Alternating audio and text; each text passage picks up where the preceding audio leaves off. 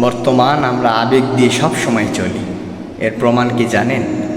আমরা মুসলিম, আমরা কি শুধু নামেই মুসলিম? অবশ্যই আমরা বর্তমান যারা এখন আমরা অধিকাংশ আমরা নামে মুসলিম। আমাদের কর্মে কোনো মুসলমানের কোনো পরিচয় নাই। যদি থাকতো তাহলে আমরা একদিনের মধ্যে আল্লাহ রাব্বুল আলামিন মাত্র 5 ওয়াক্ত নামাজ চাইছে, ফজর, জোহর, আসর, মাগরিব, এশা। প্রত্যেকটা নামাজ পড়তে যদি 20 মিনিট করেও লাগে, 10 মিনিট করেও লাগে, তাহলে 5 10 50, 1 ঘন্টা ধরুন গড়ে। যদি 1 ঘন্টার সময় আল্লাহ রাব্বুল আলামিন 24 ঘন্টার মধ্যে আমাদের কাছে চাওয়ার পরেও যদি না পাই, আমরা যদি আল্লাহ তাআলাকে সময় না দিই, ক্ষতিকার, আমাদেরই তো ক্ষতি। কারণ আল্লাহ রাব্বুল আলামিন বলেন, কুল্লু নাফসিন যায়িকাতুল মাউত, সকল প্রাণীকে মৃত্যুবরণ করতে হবে। তাহলে একটা জিনিস চিন্তা করুন, আমাদের ঈমান বর্তমান কোথায়? আমরা কোন আবেগ দিয়ে চলতেছি? আমরা বাঙালি বড় আবেগ প্রণালী, আমরা কোথায় দাঁড়িয়ে আছি, কি করছি?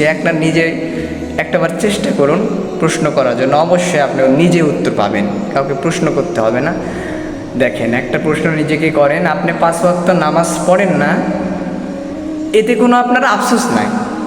তবে আপনার সাপোর্ট করা দল যদি হেরে যায়, তাহলে এর থেকে আপনার কোটি কোটি গুণ আফসোস।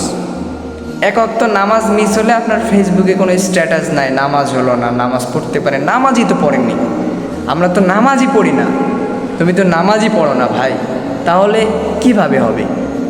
নিজের সাপোর্টকৃত দল, নিজের সাপোর্ট করা দল খেলা ভালো লাগতেই পারে, কিন্তু তার আগে তো নামাজ আল্লাহ রাব্বুল আলামিনকে প্রাধান্য বেশি দিতে হবে, মানে সর্বোচ্চ। আমাদের 1 ওয়াক্ত নামাজ মিস হলে কি করি আমরা? যে পরিমাণ আক্ষেপ হয় না, নিজের সাপোর্ট করা দল যদি একটা গোল খায়, তার থেকে কোটি কোটি গুণ আমরা আফসোস করি, ঠিক কিনা?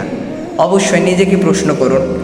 তা আমাদেরকে তো আল্লাহ রাব্বুল আলামিনের ইবাদতও তো করতে হবে, নাকি করতে হবে না? তাহলে আল্লাহ তাআলার ইবাদত যদি আমরা করতে চাই, তাহলে আমাদের আফসোসটা নামাজ শেষ, যদি নামাজ না পড়তে পারি, তাহলে ওই জায়গায় আফসোস হওয়া দরকার। আমরা একটা রোজা রাখতে পারিনি রমজান মাসে, ওইটা আমার আফসোস হওয়া দরকার। আমি একটা ভালো কাজ করতে পারিনি, আমি দান করতে পারিনি 1 টাকাও আজকে আমি দিনের মধ্যে একজনকে সালামও দিতে পারিনি, এটা আমার আফসোস হওয়া দরকার মুসলিম হিসাবে। কারণ মুসলমান শব্দের অর্থ হলো আত্মসমর্পণকারীগণ। মুসলিম আত্মসমর্পণকারী, সর্বসময় আল্লাহ তাআলার কাছে আত্মসমর্পণ করতে হবে। আল্লাহ রাব্বুল আলামিন যে আমাদেরকে হুকুমগুলো দিয়েছেন, আমরা কি করতেছি? যদি কাউকে ভালোবাসো তাহলে আল্লাহর জন্য বাসো, আর যদি কাউকে ঘৃণা করো আল্লাহর জন্যই করো। তো বর্তমানে আমরা যেভাবে খেলোয়াড়, কারো নাম বলবো না, কারণ বর্তমান কোনো খেলোয়াড়ের নাম বলা মানেও আমি নিজে ট্রোল হব। কারণ কি জানেন, একটা বক্তা মেসিকে নিয়ে কথা বলেছে, সেজন্য বক্তাকে ফেসবুকে মহিলা সাজানো হয়েছে, হিজড়া সাজানো হয়েছে, বিভিন্ন রকমভাবে তাকে অপমানিত, লজ্জিত করা হয়েছে। কারণ যারা ওই দলের সাপোর্ট করে, তাদের তো অবশ্যই মনের দিক থেকে কষ্ট পাইছে। কিন্তু আমরা কষ্ট, আমাদের আবেগ আমরা ভুল জায়গায় ব্যবহার করতেছি ভাই। আমাদেরকে আস্তে আস্তে মিডিয়া যেভাবে গিলে খাওয়ানো হচ্ছে, বিভিন্ন ইহুদিদের কালচার আমরা করছি, অবশ্যই আমরা একদিনের ফল পাব। কারণ দেখেন, ফিলিস্তিনে কিন্তু এখনও দুর্দশা আমরা দেখতে পাচ্ছি, অবশ্যই পাচ্ছি। ইরানে তো তাদেরকে যে দেশগুলো সরাসরি ইসরায়েল, আমেরিকা তাদের প্রেসিডেন্টদের সাথে সরাসরি হ্যান্ডশিপ করার পর সরাসরি যে তাদেরকে সাপোর্ট দিচ্ছে, সরাসরি অর্থ দিচ্ছে, সরাসরি আপনাকে বুদ্ধি দিয়ে হেল্প করতেছে,